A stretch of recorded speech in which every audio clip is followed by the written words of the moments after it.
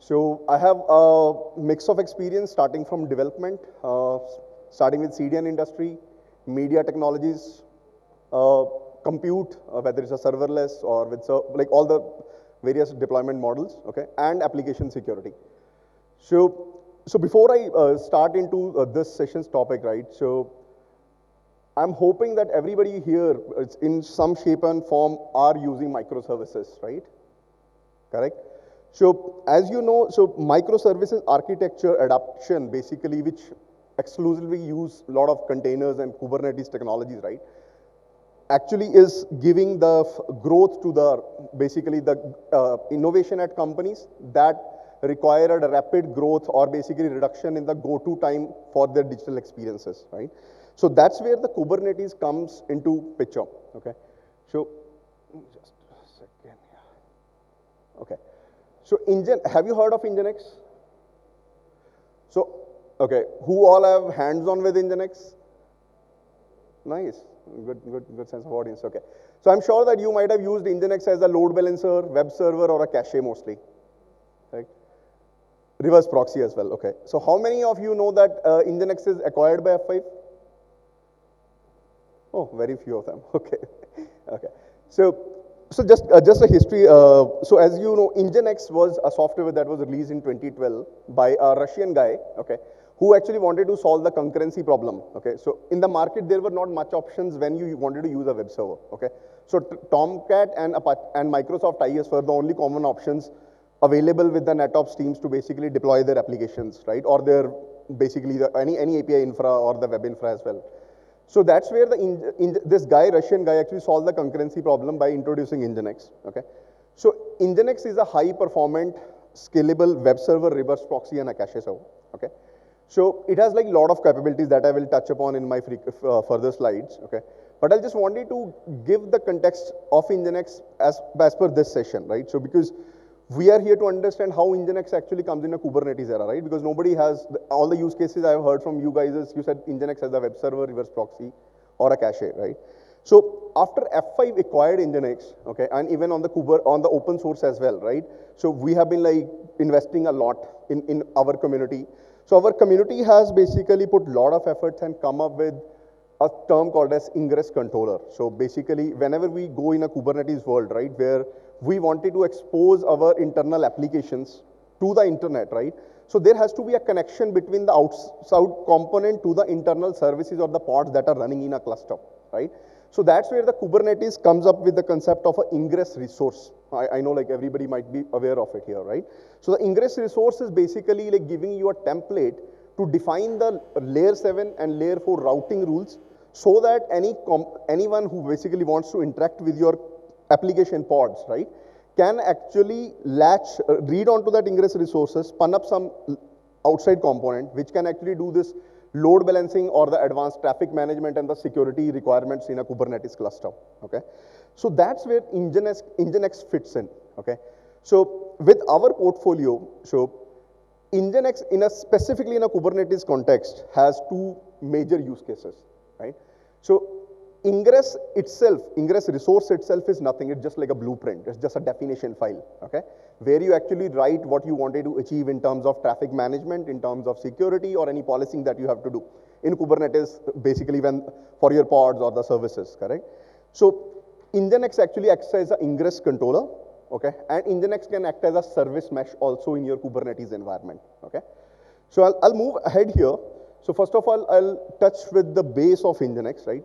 So as you can see, Nginx as open source can act as these multiple use cases over here, right? It can act as a web server, it can act as the reverse proxy, it can act as a load balancer, okay, whether it's a layer 4 TCP, UDP load balancer or HTTP load balancer, okay? And it can also act as your API gateway, it can act as an ingress controller and a service mesh, okay? So specifically, so if you see this architecture over here, right? So I'm sure, like leave the Nginx component, but I'm sure that you might be familiar with this, right? With this just a standard Kubernetes architecture where you have basically your cluster, right? And here the ingress controller that sits on the perimeter, right? Which will internally talk to the pods which acts as the ingress controller, right? And which will eventually communicate with the service and eventually to the pods, right? So if you see this deployment over here, correct? So Nginx can actually sit on the edge, so it can basically act like your external load balancer, okay? So in the ingress controller, it can act as your load balancer for your Kubernetes services as well, okay? Third thing is, it can actually sit latched to your pod itself, where it can act as a sidecar proxy, okay? So whatever the pod or the container that you're creating from your basically code, right? You can actually put Nginx also in that combination, right? And it will run as a sidecar proxy in that pod itself, okay? So it has multiple use cases. Whenever you basically wanted to do traffic shaping, traffic management, or security, you can actually rely on Nginx to do that job for you, okay? So in terms of whenever we talk about APIs, right, because if you see this microservices architecture, right, it is mostly when applications are built in a cloud native form, right, where you decouple your front end and a back end, right, and the front end is actually communicating with your backend through APIs. That's where mostly this architecture come in picture. Yeah, we have some hybrid models as well, which is a combination of monolithic as well as microservices as well. But mostly the era is where some front-end component will actually interact by firing some APIs. It will get some data from the backend, right? So in that case, what happens is when the actual communication comes from the application, right, it's called as a north to south traffic, right? But if you see, that is not enough for the modern applications to work, right? So giving you a quick example here. So when you actually book a Uber, right? So you basically give your source, you give your destination, you basically start looking for cabs, right? So in the backend, actually, there are multiple things happen. One is the first call that you trigger when you basically click search cab, right? That's the first call that goes to your basically backend, which is basically north-south traffic, right? But internally, what is happening behind the scenes is when that call happens, there might be an API gateway or some component which will actually shed the traffic to the backend components. And that backend component, which could be like a pod for one particular service, might work with another microservices. Let's say it will check the cab details in that area. It will check your geographic location. It will compare the prices, right? So it will show all the options to you. That's how the result will be eventually flashed to your app, okay? So in that communication, where one application pod will actually interact with the other microservices pod is called as the east to west traffic, okay? So now, you will see here that, okay, I can actually take care of my traffic management at north to south traffic, right? So it's all happening inside the cluster. Why I really need anything in the cluster, right? It will automatically, Kubernetes APIs are intelligent enough to take care of that, right? Why I need any advanced traffic management there, right?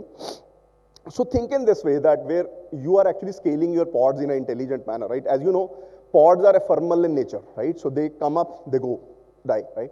So let's say your load increases on your application. How will you control that if your pod is dying? Or let's say if your new pods are coming, you wanted to intelligently route the traffic.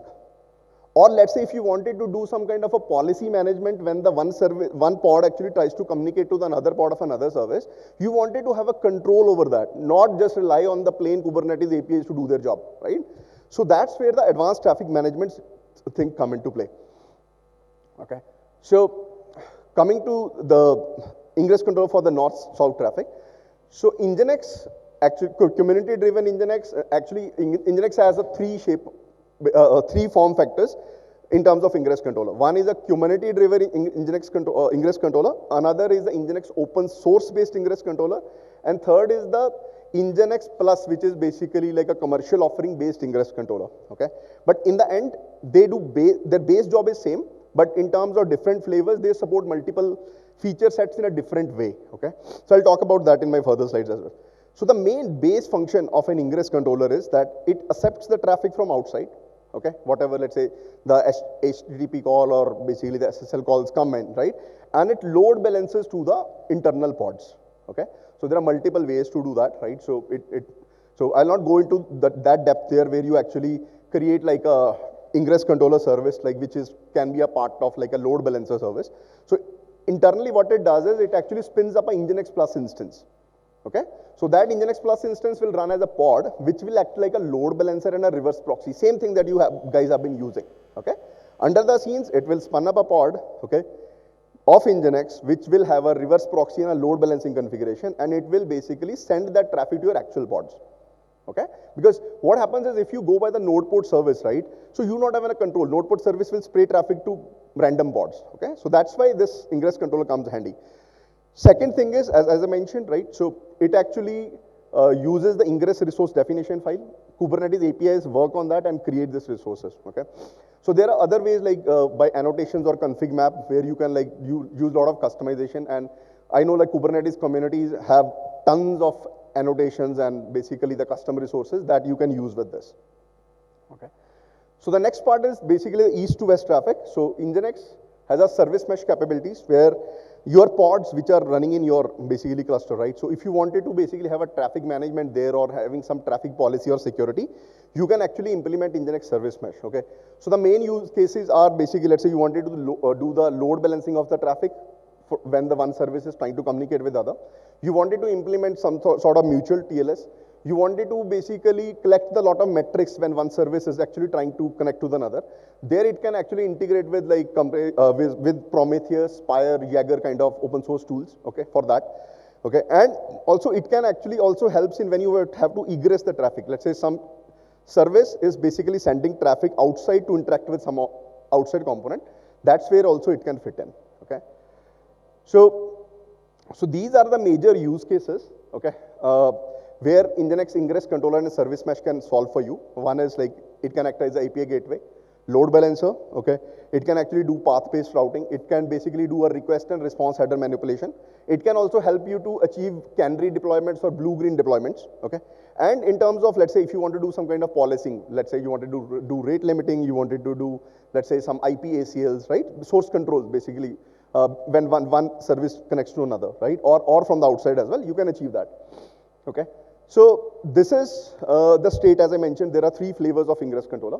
The first one that you see is basically the community-based ingress controller. The second one is Nginx open source. I know the font might be a bit small here, okay. So, and the third one is the F5, basically Nginx plus enterprise grade ingress controller, okay. So F5 has been constantly contributing to community. So we have actually a dedicated staff, one or two people from our engineering team who actually work only on the community edition by adding new features, maintaining GitHub repos and all the stuff, okay. Second thing that F5 has done is that it has also announced two new projects where F5 will actually improve on the, actually will develop some features to improve on the Kubernetes networking components, okay. So as you see, F5, Nginx has only components in traffic management and security right now, but we are coming up, we are putting resources where you will hear soon some components related to streamline the networking in Kubernetes from Nginx community. So main features difference here is, as I'll talk about what is the commercial grade difference in the further slide. But this is the another thing that F5 is doing as part of the community edition here. So we have introduced a framework called as a Mara framework, okay. So the GitHub link is down there, okay. So this framework is actually using a lot of open source tools, okay. So you can use this architecture as a reference architecture for any production grade Kubernetes deployment. It uses a lot of open source component in terms of programmability, manageability, monitoring, agility, okay. All the main pillars that are required for any production grade application has been taken care of this, okay. So as you can see, there are like a lot of things in it. It involves CI/CD pipelines. It involves basically a lot of APIs. It involves basically key management, logging. A lot of the things has been taken care of this reference architecture. Feel free to go ahead and explore this, okay, and provide your valuable feedback so that we can actually improve this reference architecture. So the next one is basically the, as I said, F5 acquired Nginx, okay, in 2019. So F5 is a load balancing and a application security company. We are basically into the load balancing and the web application firewall. From layer 3 to layer security, we have all the components, okay.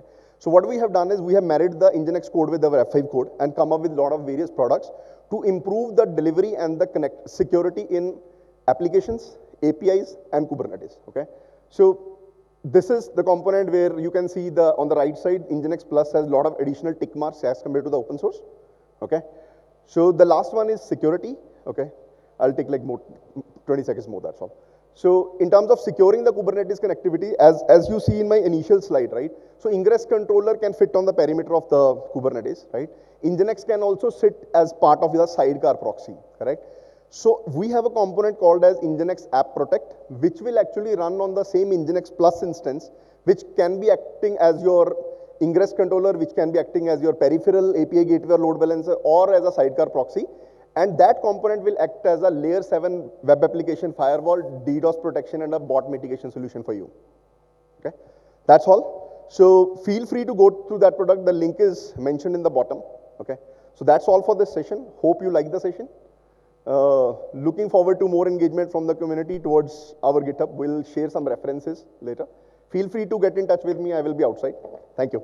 Thanks, everyone. Thanks for the amazing insights on the topic, Ashutosh.